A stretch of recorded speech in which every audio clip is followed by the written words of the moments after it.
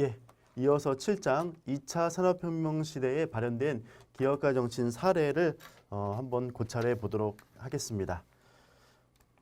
예, 본 장의 7장의 학습 주제는 보시는 바와 같습니다. 먼저 본 장에서는 2차 산업혁명기에 우리나라 그리고 세계 유수 기업들의 그리고 기업가들의 기업가 정신 전개 과정을 우선 두 가지 유형으로 구분해서 그 사례를 소개를 해드리겠습니다. 즉 개인 기업가형, 자수성가형과 가족 기업가형으로 구분해서 이들 기업가 그리고 기업가들이 어떻게 기업가 정신을 펼쳐서 각 분야에 우뚝 섰는지에 대한 부분을 좀 분석적으로 3단계로 나눠서 소개를 해드리도록 하겠습니다. 또한 핵심 기술을 전개하는 네 가지 시스템을 이제 KFS로 구분해서 좀 살펴봤고요. 또 우리나라의 이 7장에서 우리가 학습할 내용이 우리나라의 농심사의 신춘호 회장님 사례, 그리고 자라, 그리고 이탈리아의 굉장히 유명한 콜라고 자전거 사례, 그리고 가족기업형으로는 독일의 파버 카스텔사, 그리고 자동차 기업으로 유명한 도요타 사의 사례를 한번 우리가 고찰해 보도록 하겠습니다. 예, 본 장의 학습 목표는 보시는 바와 같이 2차 산업혁명기의 기업가 정신 전개 과정을 분석하도록 함이 첫 번째 학습 목표고요. 두 번째로 2차 산업혁명기를 빛낸 우리 기업가의 다소 특별한 이야기를 통해 우리가 기업가 정신에 대한 이해 폭을 넓히고 롤모델을 수립해 보는 것까지 학습 목표로 삼아 보도록 하겠습니다. 예, 먼저 우리 7장에서 살펴볼 사례의 목록은 보시는 화면과 같습니다. 좀 전에 말씀드린 대로 이제 개인 기업가형과 가족 기업가형으로 각각의 우리나라 농심사 그리고 자라, 우리 의류 브랜드 자라 잘 아시죠? 오스카 페레스 마르코트라는 기업가의 기업 운영 사례를 좀 고찰해 보도록 하고요. 이탈리아의 유명한 자전거 브랜드 잘 아시죠? 콜라고, 그리고 에르네스토 콜라고가 어떻게 창업을 해서 세계적인 자전거 회사를 만들었는지에 대한 사례를 고찰해 보도록 하겠습니다. 그리고 독일 파버 카르텔사의 카스파르 파버, 그리고 도요타 사기치라는 창업가의 기업가 정신에 대해서 분석적으로 살펴보도록 하겠습니다. 예, 먼저 우리나라 농심사의 신춘호 회장님 사례입니다. 워낙 유명한 기업이죠. 아마 농심사의 여러 우리 라면 식품류를 여러분들 저를 포함한 모든 사람들은 한 번쯤은 경험해 봤을 겁니다. 어떻게 사업 전개를 펼쳤는지 한번 보면 아시겠습니다만은 우리 농심사의 신춘호 회장님께서는 그 롯데그룹의 이제 패밀리였습니다. 그런데 왜 이 자수성가형으로 분류가 되어 있냐? 한번 그 얘기를 해보도록 하겠습니다. 우선 신춘호 회장님은 결론부터 말씀드리면 롯데그룹에서 쫓겨났다는 표현이 조금 거친 뉘앙스가 있긴 하지만 좀 롯데그룹에서 환영받지를 못했습니다. 그 라면이 과연 되는 사업이냐? 롯데그룹 자체에서는 라면 사업을 반대했지만 신춘호 회장님께서는 라면 시장에 대한 본인만의 확신을 갖고 계셨다는 것이죠. 그리고 최초로 빨간 국물 라면을 시도했습니다. 지금은 뭐 라면 하면은 당연히 빨간 국물 그렇게 이해하지만은 이제 이 당시까지만 하더라도 빨간 국물이라는 새로운 시도가 우리 신춘호 회장님에 의해 이루어졌다라는 것이죠. 또 불굴의 의지와 결단력, 또 어려울수록 더 강해지는 정신력을 토대로 더불어서 이제 삼양이라는 거대한 경쟁사가 있음에도 불구하고 후발주자지만 그 아성을 무너뜨리는 저력을 토대로 우리 라면 회사의 1등 기업으로 농심사를 키워낼 수 있었다는 것이죠. 우선 이게 지금 말씀드린 내용은 1단계 기업가 정신과 기회 발견 단계고요. 2단계 사업 계획 및 자원 취합 단계에서는 우선 신춘호 회장님께서는 자신만의 회사를 스스로 읽어야겠다라는 뚜렷한 목표를 갖고 있었습니다. 그리고 이에 따라서 독자적인 자금 계획을 수립했고 우리 롯데그룹의 그 친형이었던 신격호 회장의 철저한 반대로 전혀 자금 지원을 받을 수 없었습니다. 사업을 할 때는 분명히 큰 목돈이 들어가는데 어쩔 수 없이 이제 사채까지 끌어쓰면서 초기에 수립했던 사업 계획을 이행하는 의지를 보였고요. 또 롯데그룹은 탄탄한 인프라가 있었음에도 불구하고 그런 것들을 전혀 지원받지 못했기 때문에 시장, 기술, 인프라, 자금, 품질 모든 부분에서 이제 기본부터 다시 시작을 했습니다. 그렇기 때문에 우리가 이 자수 성가형으로 롯데의 농심그룹의 신춘호 회장님을 꼽을 수 있다는 것이죠. 이런 사업 계획과 자원 취합을 말 그대로 이제 스타트업처럼 한 후에 어느 정도 4단계에 들어서는 이제 기업 성장을 일구게 됩니다. 롯데라는 브랜드를 버리고 이때까지만 하더라도 이제 롯데 공업사라는 사명을 갖고 있었는데요. 롯데 브랜드를 버리고 농심사로 독자적인 성장을 거두었고요. 또 자체 브랜드 신라면 개발 등 라면 분야에서 이제 절대 강자로 성장하게 되었고, 또 전 세계 2조 원대 라면 시장을 열어낸 장본인, 바로 이분이 우리나라 농심사의 신춘호 회장입니다. 라는 것이죠. 이런 식으로 우리가 이제 어떤 특정 기업의 사례를 볼 때는 그가 읽어온 쭉 시간적인 과정 속에서의 성공 패턴을 보기보다도 단계로 좀 구분을 해서 우리가 한 기업 혹은 한 기업가의 사례를 구분한다라면은 보다 특징적인 포인트를 잡을 수 있을 겁니다. 기업가 정신에서의 기회 발견, 그리고 그 발견된 기회를 사업 계획을 통해 구체화하고 이를 실행하기 위해서 어떻게 자원을 취합했는지, 또 여기서 머무는 것이 아니라 어떻게 성장까지 이룰 수 있는지, 이 3단계로 우리가 어떤 사례를 분석해 본다라고 한다라면은 보다 핵심 포인트들, 기업가 정신의 핵심 포인트를 우리는 잘 찾아낼 수 있으리라 생각이 됩니다. 예, 또 여러분들 잘 아시는 의류 브랜드 자라 한 번쯤 들어보셨죠? 자라의 모기업 이름은 인디텍스입니다. 그 자라는 인디텍스의 중저가 브랜드 스파 브랜드라고 하죠.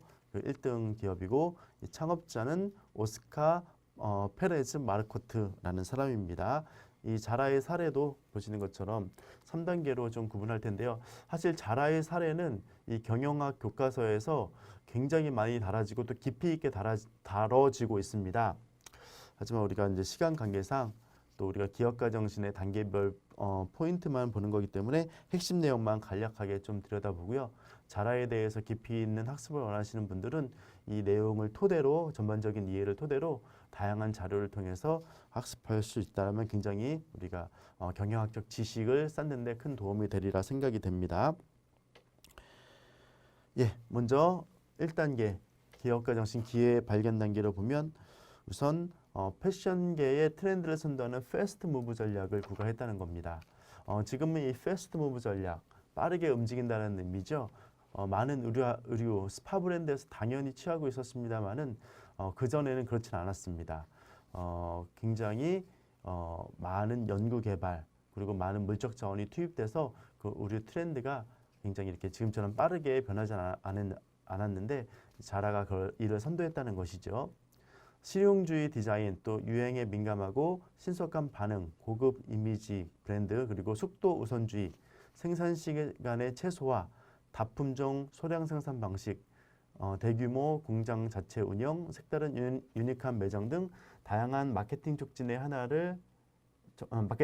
하나의 시스템으로 집약하고 그것을 경쟁사에 비해 효율적으로 우위를 거뒀다라는 겁니다. 여기에 굉장히 많은 내용들이 이 경영학에서 이슈가 되는 내용들을 다 담겨놓고 있습니다. 어떻게 보면 결론적인 건데요. 이렇게 좀 정리를 해서 좀 말씀을 드리도록 하겠습니다.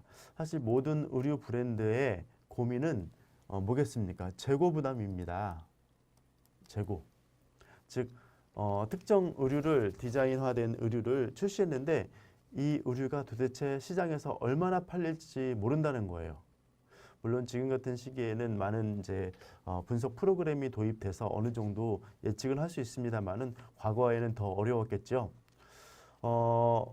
잘 팔릴 걸 예상해서 많이 찍어냈는데 또 안 팔리면 모든 게 재고로 남고, 또 재고가 남는 것이 두려워 이제 소품종 그리고 소량 생산만 할 경우에는 또 잘 팔릴 경우 뒤늦게 생산하는 과정에서 또 유행에 밀릴 수 있고 이게 또 재고로 남을 수 있고 여러 가지 고민들에 빠질 수밖에 없는 것이죠. 이때 자라에서는 과감한 의사결정을 합니다. 우리는 재고를 최소화시키겠다는 전략으로 무조건 다품종 소량 생산, 특정한 옷에 아무리 옷이 잘 팔려도 추가 생산은 최대한 억제하면서 그 소량 생산에만 집중하겠다. 그러다 보니까 어떤 일이 벌어지냐? 말 그대로 이제 패셔니스타들이 자라에서 내가 옷을 구입하면 나와 동일한 옷을 입은 사람들을 길거리나 외부에서 만나기는 어렵겠지? 라는 생각으로 자라의 매장 방문을 더 많이 한다는 것이죠. 그러니까 어떤 일이 벌어집니까? 자라는 입소문이 납니다. 패셔니스타들이 소위 말해서 이제 패션에 민감하고 옷을 잘 입는 사람들이 자라를 찾는 구나. 자라는 그런 이미지를 갖고 있구나. 그렇게 해서 자라가 이제 우리가 스파 브랜드지만 유행에 굉장히 민감하고 비싸진 않지만 굉장히 디자인적으로 탁월하고 우수성을 갖고 있다라는 그리고 유니크하다 그런 이미지를 갖게 되었다는 것이죠. 이게 바로 이제 기회의 발견 기업가 정신이라는 것이죠. 이런 이미지에 따라서 자라는 여러 물류 시스템 또 유행을 확인하고 디자인하는 과정을 다 마쳤다라는 것이죠. 생산 시간의 최소화 그리고 수시로 고객의 반응을 역추적하고 조사해서 반영하고 이런 것들이 바로 1단계 기회의 발견 단계입니다. 2, 3단계는 이제 이런 기회의 발견을 사업 계획하고 자원으로 취합하는 단계입니다. 독자적인 전략을 수행할 물류 시스템을 구축하고요. 모든 회사와 배타적 계약을 구입합니다. 우리만 독점적으로 물품을 납품하고 거래를 하자. 그리고 가치성을 확보하고 공급망을 추적하면서 서플라이 체인을 잘 구축을 했죠. 그래서 최소의 시간으로 최대한 많은 매장에 자라의 브랜드화된 의류들이 이제 공급될 수 있도록 했고요. 또 자동화된 물류 시스템을 최근 들어서 굉장히 많이 도입을 하고 있음을 우리는 확인할 수 있습니다. 또 4단계 기업 성장 단계에서는 마케팅, 프로모션에 집중하기보다는 많은 유동인구를 중시하고 잠재 고객이 매장에 들러 제품을 접할 수 있는 기회를 중시하게 됩니다. 통계적으로 자라를 찾는 고객은 일반 매장을 찾는 고객 수보다 6배가 많다고 합니다. 즉, 한 고객이 자라 이외의 브랜드보다 자라 브랜드를 6배 이상 찾는다는 얘기는 어떻습니까? 우리가 유통업에서는 소위 이런 표현이 적절치 모르겠지만 이제 게임 끝난 거죠. 더 많은 사람이 집중적으로 찾아주니까. 또 마케팅 절감 비용을 제조, 물류, 유통 시스템 선진화에 투자해서 고객에게 보다 빠르고 또 트렌드를 잘 따라가는 의류를 공급해줬다라는 것이 바로 자라가 다른 의류 기업보다 성장할 수 있었던 요인이 되었다라는 것이죠. 예, 세 번째 기업은 우리 자전거를 좋아하시는 분들은 한 번쯤은 꼭 들어보셨을 겁니다. 콜라고 자전거 회사입니다. 이 회사는 에르네스토 콜라고라는 창업가가 만든 자전거 브랜드인데요. 이 콜라고, 에르네스토 콜라고는 10대부터 글로리아라는 자전거 회사의 견습생으로 들어갔습니다. 즉 어린 시절부터 자전거와 함께한 생활을 했다라는 것이죠. 그렇기 때문에 쉽게 자전거에 대한 이해가 있었고 또 어렸을 때부터 자전거에 대한 이해를 토대로 어떻게 하면 자전거가 더 잘 팔리거나 또 자전거 산업이 전개될지에 대한 학습이 돼 있었다는 것이죠. 그러면서 이제 콜라고는 이런 생각을 하게 됩니다. 가볍고도 강한 프레임이 이긴다는 확신 그리고 최초의 사이클 선수들을 위한 자전거를 생산해야겠다는 확신 이 두 가지 테마를 머릿속에 넣게 됩니다. 즉 자전거에 대한 어떤 대중성, 저렴하고 또 일반적인 자전거를 생산하는 것보다도 이런 전문화된 특화된 자전거를 보다 많은 대중에게 보급을 해야 된다. 라는 시장을 확인한 것이죠. 이것이 바로 이제 1단계 기회의 발견 단계입니다. 이를 실현하기 위해서 사업을 계획하고 자원을 취합하는 단계에서 자신의 선수 및 공방의 오랜 경험, 전문성을 갖고 있었습니다. 콜라고는 이제 어린 시절 직접 자전거 선수로 활동을 했었고요. 직접 공방을 운영하면서 자전거에 대한 깊이 있는 이해를 갖고 또 우리 기회 발견에서 언급된 이런 컨셉들을 살리기 위해서 비싸더라도 경기력과 안전을 담보할 수 있는 자전거를 만들어야겠다 라는 사업 계획으로 요구되는 자원을 취합을 했고 또 이를 토대로 이제 직접 명문팀에 직접 자전거 메케닉으로 활동함으로써 그들과 함께 그 자전거를 타는 사이클 선수들과 함께 성장하는 기회가 있었다라는 것이죠. 그래서 우리가 콜라고 자전거 하면은 좀 값도 비싸지만 튼튼하고 또 어느 정도 안전하고 고가의 자전거지만 이런 명품 자전거 전략이 시장에서 통용됐다라는 것이죠. 예, 이제 가족기업형으로 좀 넘어가 보도록 하겠습니다. 가족기업형 첫 번째 사례로 우리 세계적인 연필 제조 기업이죠. 독일의 카버 카르텔이라는 회사입니다. 창립자는 카스파르 파버라는 사람인데요. 이분의 또 이 회사의 이 4단계로 나눠진 기업가 정신 발굴 사례를 한번 살펴보도록 하겠습니다. 예, 먼저 8대째 연필과 관련된 사업에만 집중한 최고의 기술력과 전문성하고 전통성이 있었죠. 그리고 이제 연필만 하다가 연필과 관련된 다양한 분야로 즉 특수미술 연필, 지우개, 연필깎이, 만년필 등 사업을 확장할 수 있었다는 것이죠. 즉 기회는 자신이 잘하는 분야와 연관된 곳에서 발견될 수 있음을 인식을 하게 되었다는 것이죠. 사업계획 및 사업 취합 단계에서는 연필 사업 성장 기회 선점을 위한 공장과 제작소 부지를 구입하게 됐다는 것이죠. 통상 우리가 이제 연필하면은 굉장히 작은 제품 아니겠습니까? 그래서 이걸 대량 생산하겠다, 큰 공장을 짓겠다라는 생각은 많이들 이 당시에는 안 했는데 이 카스파르 파버는 이미 이제 연필 산업에 대한 깊이 있는 이해를 토대로 대량 생산하기 위한 공장과 제작소 부지를 구입하고 또 전통적인 방식의 한계로 회사는 다소 어려웠지만 선진국으로부터 신기술을 도입해 왔다는 것이죠.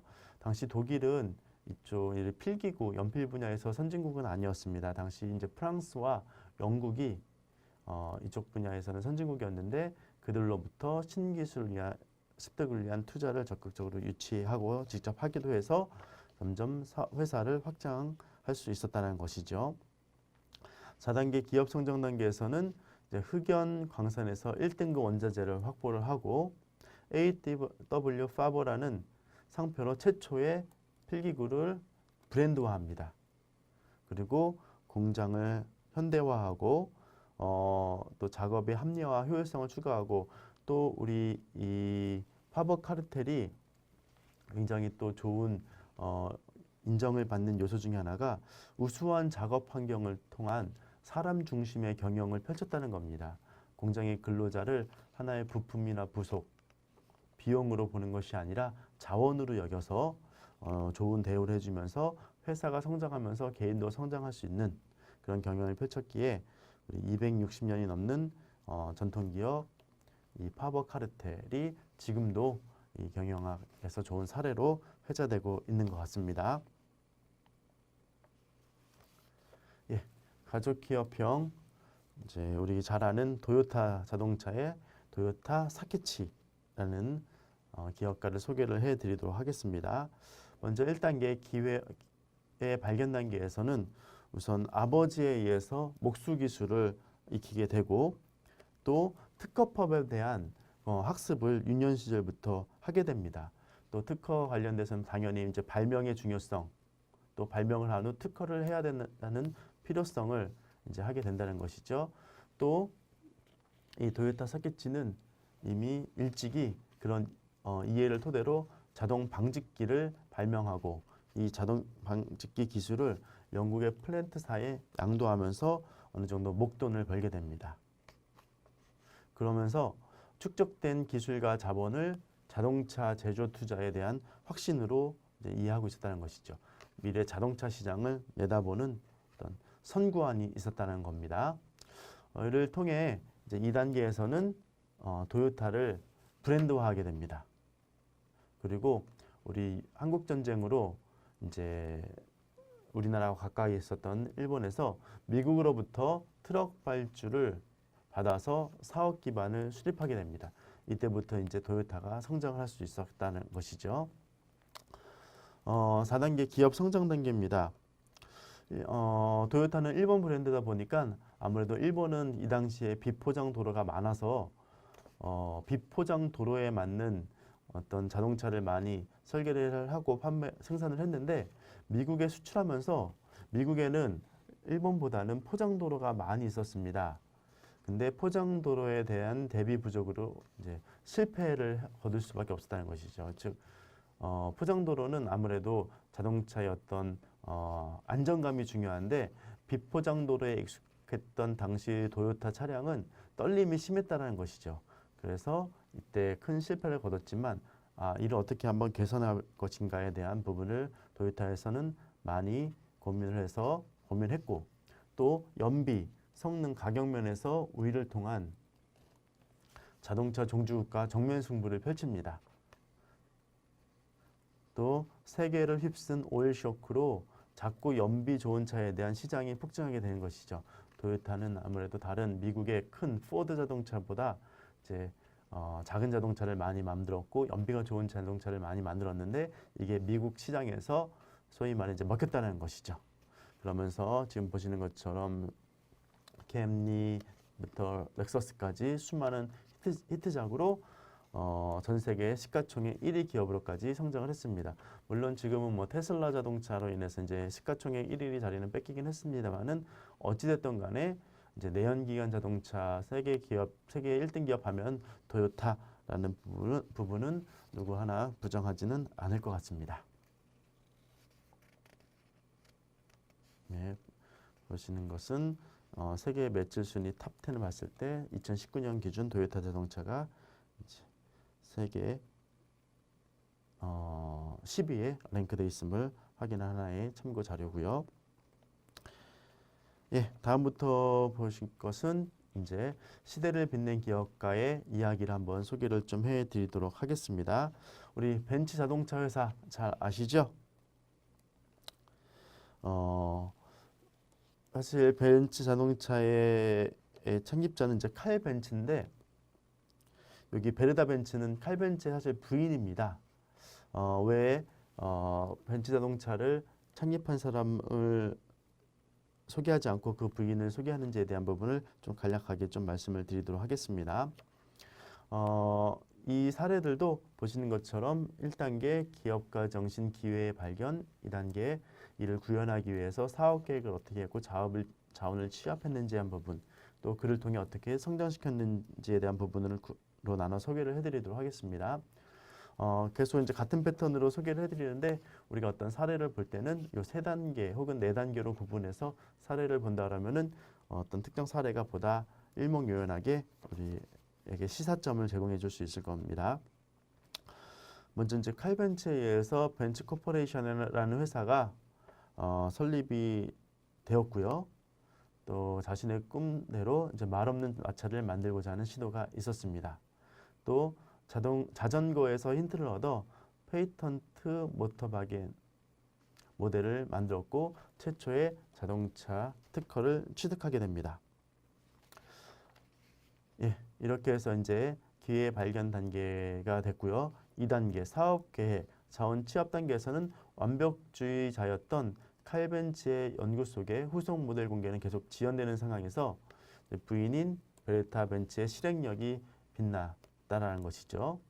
완벽한 후속 모델이 나오기를 조바심 내며 기다리던 우리 베르타 벤츠는 두 아들과 함께 완성되지 않았던 벤츠 페이턴트 모델 3를 타고 남편 몰래 친정집 나들이에 성공을 하게 됩니다. 바로 친정지까지 104km가 넘는 장거리였다는 것이죠. 즉 완성되지 않은 자동차를 갖고 이렇게 시운전을 장거리를 했다라는 겁니다. 온갖 어려움과 브레이크 파손 등을 수리해가며 벤츠의 첫 로드 테스트를 완주해 주었기에 칼 벤츠는 전진 가능했다는 것이죠. 즉 이런 한 여성이 100km가 넘는 거리를 말 그대로 로드 테스트했다는 것이 언론에 알려지면서 이 자동차 브랜드가 굉장히 많은 대중들, 독일 사람들에게 소개가 됐고, 이를 통해 이제 벤츠 회사가 굉장히 커질 수 있었다는 것이죠. 이게 바로 이제 기업 성장으로 이어집니다. 부인의 여행이 이렇게 알려지면서 자연스럽게 유행을 타기 시작을 했고요. 또 벤츠사는 그 사건 이후 최초의 브레이크 수리 및 자동차 정비에 대한 개념을 도입하게 됩니다. AS 개념인 거죠. 또 더없이 위대한 홍보 효과로 벤츠의 모델 3가 소비자의 내리에 각인되기에 충분했다는 것이죠. 그리고 구동 체어와 저속 기어를 추가하는 등 자동차의 안전성을 높여가기 시작하면서 벤츠 자동차 하면 안전한 자동차, AS가 좋은 자동차 등으로 소개가 되기 시작했다는 것입니다. 예, 다음은 우리 잘 알고 계시는 아돌프 다이슬러, 아디다스입니다. 아디다스도 어떻게 지금처럼 세계적인 스포츠 의류 브랜드가 되었는지 간단하게 좀 보도록 하겠습니다. 먼저 기업가 정신, 기회의 발견 단계입니다. 아돌프 다슬러라는 설립자의 이름에서 이제 아디다스라는 브랜드가 탄생이 됐죠. 남다른 기회 포착 능력과 그것을 기필코 완수해내는 문제 해결력이 이 아돌프 다슬러에게는 좀 있었습니다. 또 아돌프 다슬러의 고향은 신발로 이미 유명한 지역이었고, 또 이미 그는 축구, 육상, 복싱, 아이스하키, 스키 등 다양한 스포츠를 즐기고 있었던 스포츠맨이었다는 것이죠. 외부적인 환경으로 신발이 유명했고 본인은 스포츠를 즐겼고, 이런 것들이 바로 이제 아디다스를 만들게 된 기회의 발견 단계라는 겁니다. 당시에는 러닝화, 축구화 등 농구화 등 스포츠를 위한 신발이라는 개념조차 없었던 시절에 이 아돌프 다슬러는 이렇게 특화된 신발을 만드는 것은 분명 기회가 될 것이다 라고 확신을 갖고 그 기회를 이제 보다 구체화 시켰다는 것이죠. 먼저 1차 대전 후 동네 사람들의 신발을 수리하는 일부터 시작을 하게 됩니다. 그리고 전쟁 폐기물을 모아서 신발을 위한 다양한 소재로 활용하게 됩니다. 또 지역 스포츠 센터에 시제품을 전시하면서 좋은 평가와 주문을 아주 많이 받게 되면서 사업이 점점 팽창될 수 있었다는 것이죠. 사업을 성장시키는 단계를 들여다보면 12명의 직원이 하루 50컬레를 만든 가내 수공업으로 시작을 하게 됩니다. 그리고 캥거루, 상어, 소가죽 등 다양한 소재를 활용해서 신발을 만들어보는 실험을 하게 됩니다. 또 신발 밑창에 금속 조각, 뾰족한 나사를 박아보는 어떤 실험, 도전도 좀 해보고요. 또 스파이크를 박은 러닝화를 특허를 내고 이 특허낸 러닝화가 세계 신기록을 수립하면서 이제 전 세계에 알려지면서 세계적인 브랜드로 성장하게 되는 것이죠.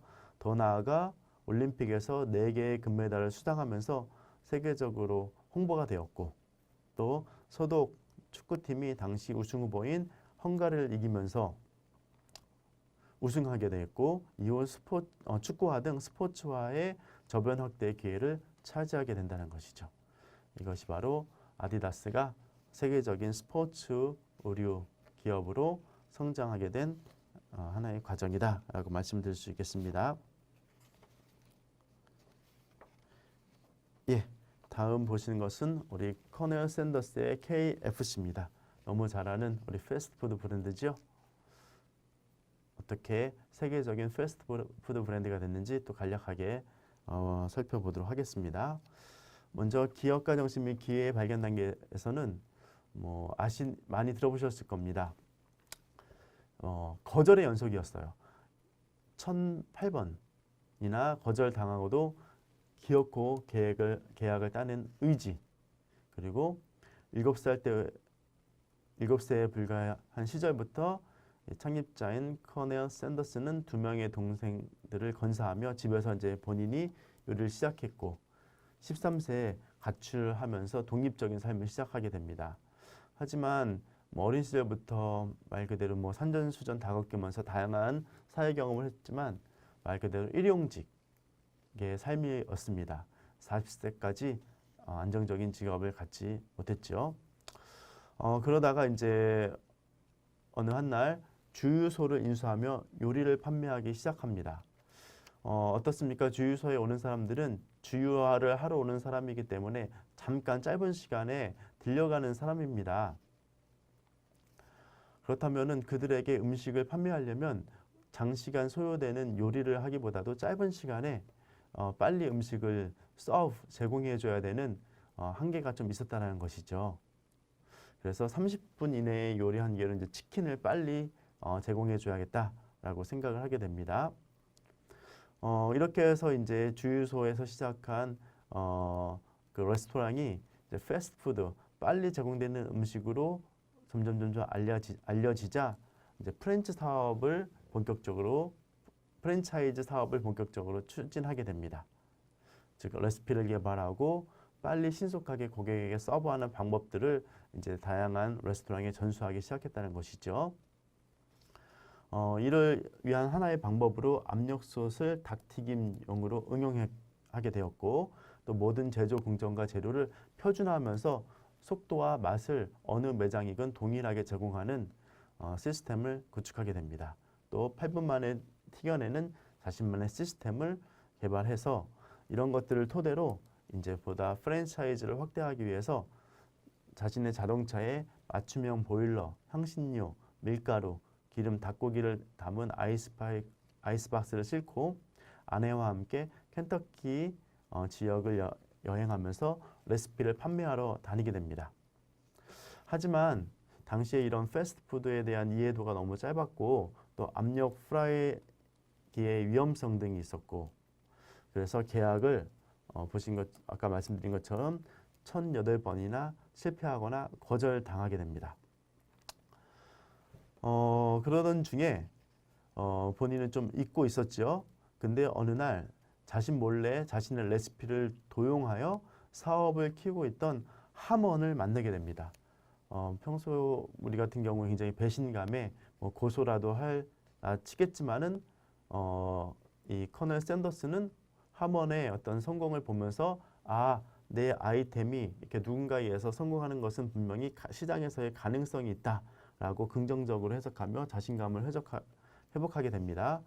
그래서 켄터키를 벗어나서 인디애나, 오하이오 등을 누비면서 5년 만에 200개, 8년 만에 600개의 가맹점으로 성장을 시킬 수 있었다라는 것이죠. 예, 이렇게 해서 우리가 7장을 통해서는 다양한 기업가 정신을 빛낸 기업가와 기업 이야기를 한번 들여다봤습니다. 우리가 다양한 이런 사례가 있었다라고만 바라보지 마시고 계속 패턴으로 보여드린 바와 같이 어떻게 기회를 발견했고 어떻게 사업 계획을 이뤄냈으며 이를 위한 자원은 어떻게 확보했고 또 어떠한 전략으로 성장했는지를 구분해서 우리가 이해한다면 이런 사례들이 보다 시사점 있게 우리에게 다가오리라 생각이 됩니다. 7장은 여기서 마치겠습니다.